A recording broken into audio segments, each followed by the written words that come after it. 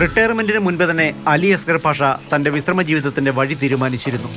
ചെറുപ്പം മുതൽ പാചകപ്രിയനായ ആൾ IAS-കാരനായപ്പോഴും രുചി വഴി മറന്നില്ല.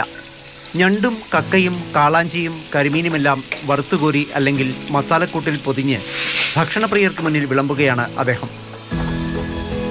പാചകത്തോടുള്ള താല്പര്യം കൊണ്ടാണ് ഇങ്ങനൊരു മേഖലയിലേക്ക് വന്നത്? തീർച്ചയായിട്ടും എനിക്ക് ഏറ്റവും കൂടുതൽ കോൺഫിഡൻസും ഏറ്റവും കൂടുതൽ താല്പര്യമുള്ള മേഖലയാണ്. എൻ്റെ ആറ്റിറ്റ്യൂഡും ഞാൻ സർവീസിലുള്ളപ്പോൾ തന്നെ എല്ലാവർക്കും ഹയർ ഓഫീസേഴ്സിന് പലർക്കും ചീഫ് സെക്രട്ടറിക്ക് അടക്കം ഭക്ഷണം ഉണ്ടാക്കി കൊടുക്കാറുണ്ട്. ചീനവല മത്സ്യങ്ങളാണ് ഹോട്ടലിൽ പരമാവധി ഉപയോഗിക്കുന്നത്. ശുദ്ധമായ വെളിച്ചെണ്ണയിലെ പാചകം. പ്രദേശവാസികളെ പാചകക്കാരായും മറ്റ് ജീവനക്കാരായും നിയോഗിച്ചു.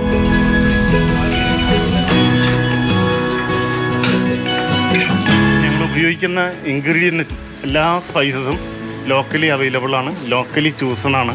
വയനാടൻ മഞ്ഞൾ, വയനാടൻ കുരുമുളക്, ഈവൻ വെളിച്ചെണ്ണ പോലും ഞങ്ങൾ ഓണാട്ടുകര സൊസൈറ്റി എല്ലാം അടുത്തുപുറത്തുള്ള സ്ത്രീകളും അതുപോലെ പയ്യന്മാരുമാണ് ഇവിടെ വന്ന് ജോലി ചെയ്യുന്നത്. ഇക്കഴിഞ്ഞ വർഷമാണ് അലി അസ്ഗർ പാഷ ഗവൺമെന്റ് സെക്രട്ടറി പദവിയിൽ നിന്ന് വിരമിച്ചത്. കൃഷി വകുപ്പ് secretary, KTDC managing director, Palakkad ജില്ലാ കളക്ടർ തുടങ്ങിയ പദവികളും വഹിച്ചിട്ടുണ്ട്. കോവിഡ് കാലത്ത് സപ്ലൈകോ ഭക്ഷ്യക്കിറ്റുകൾ വിതരണം ചെയ്തപ്പോൾ അദ്ദേഹമായിരുന്നു MD.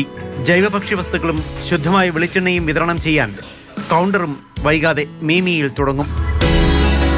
ഭക്ഷണം കഴിച്ചിട്ടേ പോകാവൂന്നായിരുന്നു അദ്ദേഹത്തിൻ്റെ കർശന നിർദ്ദേശം. ഞങ്ങൾ ഭക്ഷണം കഴിച്ചു. അപ്പം IAS പാചകത്തിൻ്റെ കൈപുണ്യം അറിയണം എന്നുള്ളവർ കണ്ടെയ്നർ റോഡ് വഴി പോകുമ്പോൾ ഈ ടോൾ പ്ലാസയ്ക്ക് അടുത്തുള്ള മീമി ഹോട്ടലിൽ എത്തുക.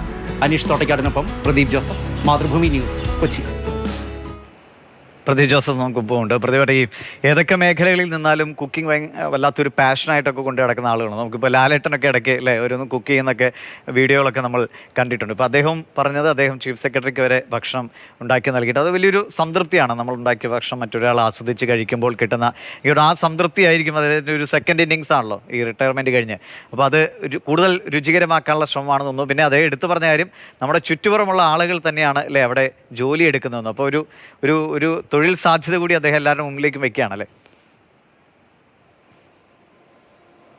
അതെ ദിവിഷേ, റിട്ടയർ ആയിക്കഴിഞ്ഞാൽ എങ്ങനെ സമയം പാഴാക്കാം അല്ലെങ്കിൽ എങ്ങനെ സമയം ചെലവഴിക്കാം എന്നതിനെക്കുറിച്ച് ചിന്തിച്ച് തന്നെ സമയം കളയുന്ന ആളുകളാണ് പലരും. മുമ്പ് പറഞ്ഞതുപോലെ IAS ഉദ്യോഗസ്ഥരും മറ്റുമാണെങ്കിൽ ഏതെങ്കിലും സ്വദേശത്തെയോ വിദേശത്തെയോ ഏതെങ്കിലും വലിയ കൺസൾട്ടൻസികളിൽ കൺസൾട്ടൻ്റായി ചേരും, അല്ലെങ്കിൽ അഡ്മിനിസ്ട്രേറ്റീവ് തലത്തിൽ ചേരും. ഇവിടെ അലി അസ്ഗർ പാഷ അതൊന്നുമല്ല ചെയ്തത്. റിട്ടയർ ചെയ്യുന്നതിന് മുൻപ് തന്നെ അദ്ദേഹം തീരുമാനിച്ചിരുന്നു ഭക്ഷണവുമായി ബന്ധപ്പെട്ട ഒരു സംരംഭം തുടങ്ങണമെന്ന്. അങ്ങനെയാണ് 2023 അദ്ദേഹം റിട്ടയർ ചെയ്യുന്നത്. ഇപ്പോൾ 4 മാസമാകുന്നു എറണാകുളത്തിനടുത്ത് പല്ലാരിമംഗലത്ത്, അതായത് ബോൾഗാട്ടി ജംഗ്ഷനിൽ ഇങ്ങനെയൊരു സംരംഭം തുടങ്ങിയിട്ട്. ഒരു ഹോട്ടലാണ് മീമി എന്നാണ് ഈ ഹോട്ടലിൻ്റെ പേരെന്ന് പറയുന്നത്. അദ്ദേഹം പറയുന്നുണ്ട് ചെറുപ്പകാലത്ത്, പ്രത്യേകിച്ച് തിരുവനന്തപുരത്ത് ആദ്യം 89 അദ്ദേഹം സർക്കാർ ജോലി കിട്ടി തിരുവനന്തപുരത്ത് എത്തുന്നത്. ആ ഒരു സമയത്ത് ഒറ്റയ്ക്കായിരുന്നു താമസം. അന്നും ഇദ്ദേഹം നന്നായി പാചകം ചെയ്യുമായിരുന്നു. ഇദ്ദേഹത്തിൻ്റെ പാചകം ആസ്വദിക്കാൻ വേണ്ടി ഇന്നത്തെ ചീഫ് സെക്രട്ടറി ഉൾപ്പെടെയുള്ള ആളുകൾ അദ്ദേഹത്തിൻ്റെ വീട്ടിലെത്തുമായിരുന്നു. തൻ്റെ ജോലിക്കാർക്കും ഡ്രൈവർമാർക്കും ഉൾപ്പെടെ താൻ ഭക്ഷണം പാകം ചെയ്ത് നൽകുമായിരുന്നു. അവരൊക്കെ അത് സന്തോഷത്തോടെ രുചിയോടെ കഴിക്കുന്നത് കാണുന്നതാണ് തൻ്റെ ഏറ്റവും വലിയ സന്തോഷമെന്നും അദ്ദേഹം പറഞ്ഞു. എന്തായിരുന്നാലും അദ്ദേഹം തുടങ്ങിയിരിക്കുന്ന ഈ ഒരു ഹോട്ടലിൽ മീൻ വിഭവങ്ങൾക്കാണ് പ്രാമുഖ്യം നൽകിയിരിക്കുന്നത്. അതും ചുറ്റുപാടിൽ നിന്നും ചീനവലയിൽ നമുക്ക് ലഭിക്കുന്ന മീനുകളാണ് കൂടുതലായി ഉപയോഗിക്കുന്നത്. തൊട്ടടുത്തുള്ള മറ്റ് ഇതര സംസ്ഥാന തൊഴിലാളികളൊന്നും അല്ല പാചകത്തിനും ഒക്കെ നിയോഗിച്ചിരിക്കുന്നത്. തൊട്ടടുത്തുള്ള 2-3 പ്രായമുള്ള ചേച്ചിമാരും അടുത്തുള്ളൊരു ചേട്ടനുമൊക്കെയാണ് അവിടെ പ്രധാനപ്പെട്ട കുക്ക് എന്ന് പറയുന്നത്. അതുപോലെ തന്നെ ഭക്ഷണം വിതരണം ചെയ്യാനും തൊട്ടടുത്തുള്ള 2 വിദ്യാർത്ഥികളെ തന്നെയാണ് നിയോഗിച്ചിരിക്കുന്നത്. അങ്ങനെ ഏതാനും തദ്ദേശീയർക്ക് തൊഴിൽ നൽകുക എന്നുള്ള അദ്ദേഹത്തിൻ്റെ ഒരു കാഴ്ചപ്പാട് കൂടിയുണ്ട്. നമുക്കറിയാം പാലക്കാട് ജില്ലാ കളക്ടറായി അദ്ദേഹം സേവനമനുഷ്ഠിച്ചിട്ടുണ്ട്.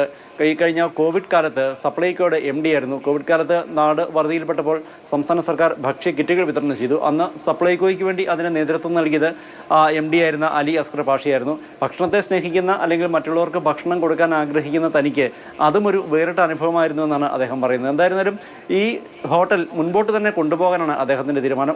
മറ്റുള്ളവർക്ക് വിഷമയമല്ലാത്ത ഭക്ഷണം നൽകണമെന്ന് ആഗ്രഹിക്കുന്ന ഒരു നല്ല മനസ്സുകൂടി അദ്ദേഹത്തിനുണ്ട്. അതുകൊണ്ടാണ് ശുദ്ധമായ ജൈവ ഉൽപ്പന്നങ്ങളും മറ്റും വിൽക്കുന്ന ഒരു കൗണ്ടർ കൂടി ഈ ഹോട്ടലിനോട് അനുബന്ധിച്ച് തുടങ്ങാനാണ് അദ്ദേഹം ആഗ്രഹിക്കുന്നത്. അതുകൊണ്ട് തന്നെ ഈ വാർത്തയുടെ ഒടുവിൽ പറഞ്ഞിരിക്കുന്നത് പോലെ തിരക്കേറിയ കണ്ടെയ്നർ റോഡിൽ കൂടി, അതായത് കളമശ്ശേരിയിൽ നിന്ന് ഹൈക്കോടതി ജംഗ്ഷനിലേക്കുള്ള കണ്ടെയ്നർ റോഡിൽ ടോൾ പ്ലാസയോട് ചേർന്നാണ് ഈ ഹോട്ടൽ സ്ഥിതി ചെയ്യുന്നത്. പലപ്പോഴുമൊക്കെ അതുവഴി കടന്നു പോകുമ്പോൾ ആർക്കും ഈ ജൈവ ഭക്ഷണം അല്ലെങ്കിൽ വലിയ മായമൊന്നും കലരാത്ത ഈ ഭക്ഷണം ആസ്വദിക്കുകയുമാവാം.